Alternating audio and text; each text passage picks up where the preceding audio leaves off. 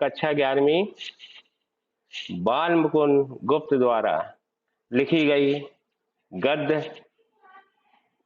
विदाई सा भाषण के बारे में समझाऊंगा, पढ़ाऊंगा।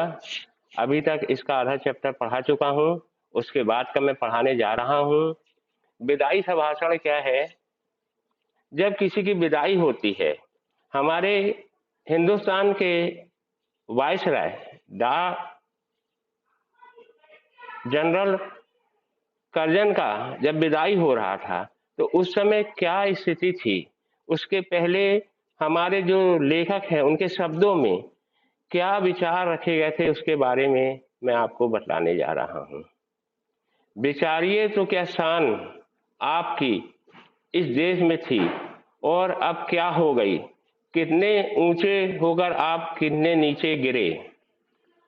आलिफ लैला के अलाउद्दीन ने चिराग रगड़कर और अबुल हसन ने बगदाद के खलीफा की गद्दी पर आंख खोलकर वह शान ना देखी जो दिल्ली दरबार में आपने देखी।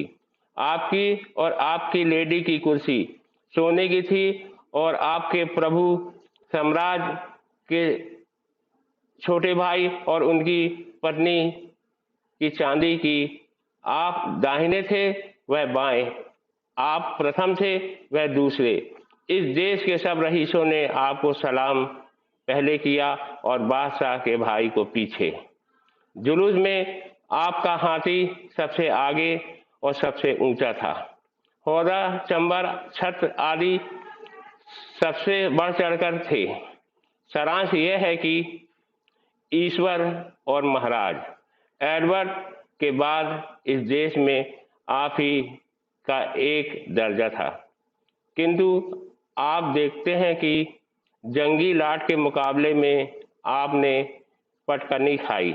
सिर के बल नीचे आ रहे आपके स्वदेश में वही ऊंचे माने गए, आपको साफ नीचा देखना पड़ा। पर त्याग की धमकी ने भी ऊंचे ना हो सके। आप बहुत धीर गंभीर प्रसिद्ध थे। सारी धीरता गंभीरता का आपने इस बार कौंसे में बेकानूनी कानून पास करते हुए कन्वेंशन व्यवस्था देते समय दिवाला निकाल दिया। यह दिवाला तो इस देश में हुआ, उधर विलायत में आपके बार बार इस्तीफा देने की धमकी ने प्रकाश कर दिया कि जड़ हिल गई। अंत में वहां भी आपको दिवालिया होना पड़ा। धीरता गंभीरता के साथ ढोलता को भी तेजांजलि देनी पड़ी। इस देश के हाकिम आपकी ताल पर नाचते थे। राजा महाराजा डोरी हिलाने के सामने हाथ बांधे हाजिर होते थे। आपके एक इशारे में प्रलय होती थी। कितने ही राजाओं को मिट्टी के खिलौने की भांति आपने तोड़ फोड़ डाला। कितने ही मुट्ठी काट के खिलौने आपकी कृपा के जादू से बड़े बड़े परोपकारी बन गए। आपके इस इशारे में इस देश की शिक्षा पायमाल हो गई, स्वाधीनता उड़ गई, बंग देश के सिर पर आरा रखा गया।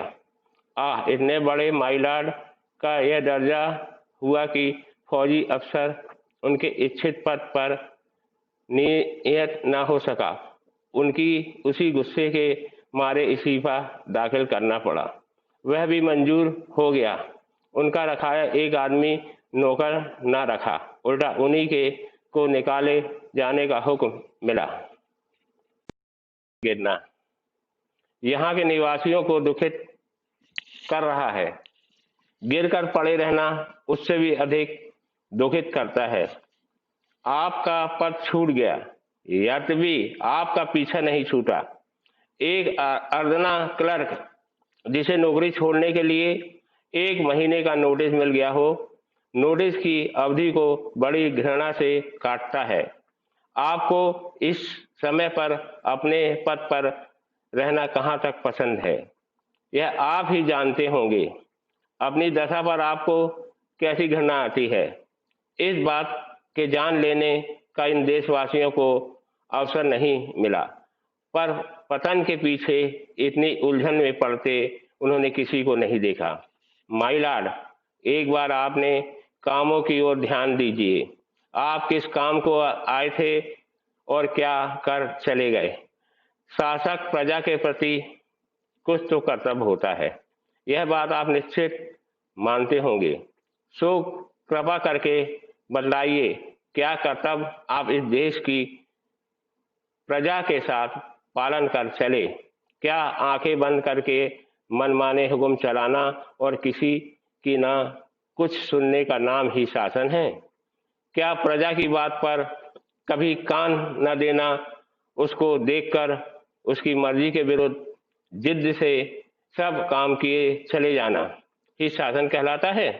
एक काम तो बतलाइए जिसमें आपने जिद छोड़कर प्रजा की बात पर ध्यान दिया हो।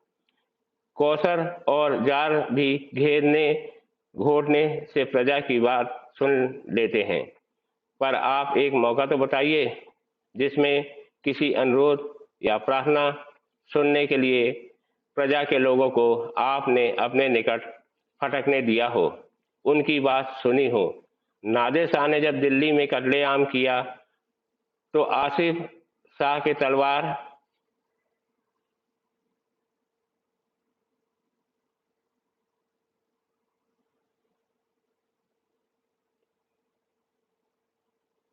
गले में डालकर प्रार्थना करने पर उसने कत्लेआम उसी दम रोक दिया, पर 8 करोड़ प्रजा के गिड़गिड़ाने विच्छेद न करने की प्रार्थना पर आपने जरा भी ध्यान नहीं दिया। इस समय आपकी शासन अवधि पूरी हो गई, यद्यपि बंग विच्छेद किए बिना घर जाना आपको पसंद नहीं है। नादे से भी बढ़कर आपकी जिद है। क्या समझते हैं कि आपकी जिद ने प्रजा के जी में दुख नहीं होता? आप विचारिए तो एक आदमी को आपके कहने पर पद न देने से आपकी नौकरी छोड़े जाते। इस देश की प्रजा को भी यदि कहीं जाने की जगह होती तो क्या वह नाराज होकर इस देश को छोड़ न जाती? यहाँ की प्रजा ने आपकी जिद का फल यही देख लिया। उसने देख लिया कि आपकी जिस जिद ने इस देश की प्रजा को पीड़ित किया, आपको भी उसने कम पीड़ा ना दी। यहाँ तक कि आप स्वयं उसका शिकार हुए। यहाँ की प्रजा वह प्रजा है जो आपने दुख और कष्टों की अपेक्षा परिणाम का अधिक ध्यान रखती है। वह जानती है कि संसार में सब चीजों का अंत है, दुख का समय भी एक दिन निकल जाएगा। इसी से सब दुखों को झेलकर पराधीनता सहकर भी वह जीती है। माय लॉर्ड, यह कृतज्ञता की भूमि की महिमा आपने कुछ न समझी और न यहाँ की दीन प्रजा की श्रद्धा भक्ति अपने साथ ले जा सके। इसका बड़ा दुख है। इस देश के शिक्षितों को देखने की आपकी आंखों को तब नहीं अनपढ़ गूंगी प्रजा का नाम कभी कभी आपके मुंह से निकल जाया करता है।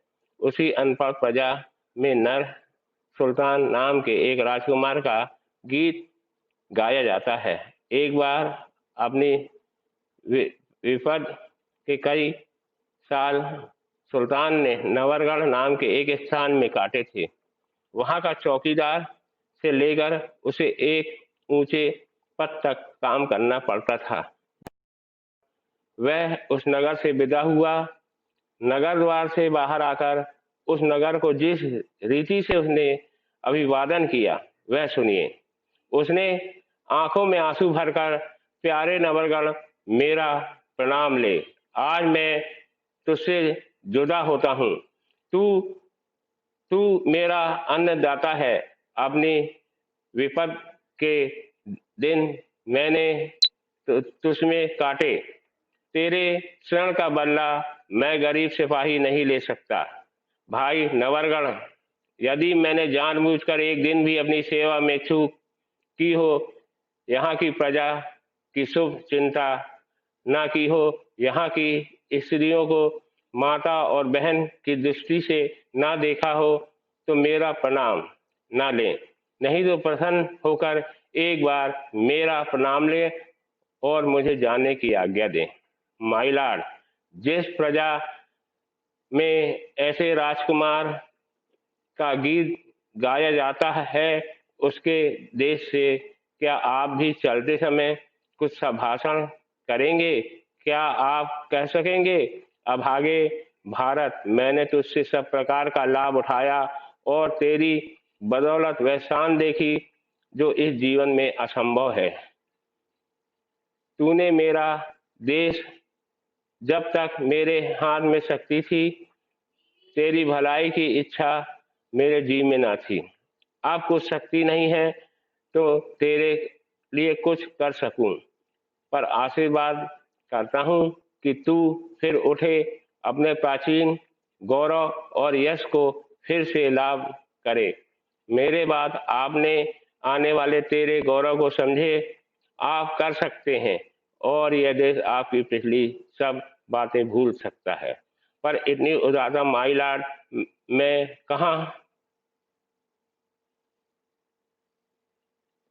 बच्चों, विदाई संभाषण बाल मुकुंद गुप्त द्वारा जो गद्य लिखा गया है, उसमें जब अपना देश गुलाम था, अंग्रेजों का शासन था, तो अपने यहाँ के जो वायसराय थे लॉर्ड कर्जन, उन्होंने भारतीयों पे बहुत अत्याचार किए, बहुत अधिक शोषण किया और उसके बाद उन्होंने जो अत्याचार किए, जो शोषण किया, जो भारतीयों को दास बनाकर रखा, जब उनकी भारत में रहते हुए वायसराय, उन्होंने जब भारतीयों के लिए कुछ नहीं कर सके और उनको भारत में जो मान मिला, सम्मान मिला, जो ओहदा मिला, उस समय उन्होंने अपने मान सम्मान, अपने ओहदे के अनुसार भारत के लिए, भारत के लोगों के लिए कोई काम नहीं किया। उसके बाद जब यहाँ से, भारत से वायसराय का पद से उनको अलग कर दिया गया, हटा दिया गया, उनकी विदाई हो रही थी, उस संबंध में बाल मुकुंद गुप्त ने अपने विचारों की अभिव्यक्ति इस गद्यांश में की है। और बच्चों, आगे मैं आपको पढ़ाऊंगा, ये क्वेश्चन आंसर है, इसको आप हल करिए और अभ्यास के प्रश्न हैं, पाठ के आसपास के प्रश्न हैं, सब भाषा की बात है, शब्द छवि है, इसको आप अच्छे से पढ़िए, अभ्यास कीजिए। मैं राकेश पांडे आपको हिंदी पढ़ा रहा हूँ। कोई समस्या, कोई प्रॉब्लम है तो मेरे से पूछिए।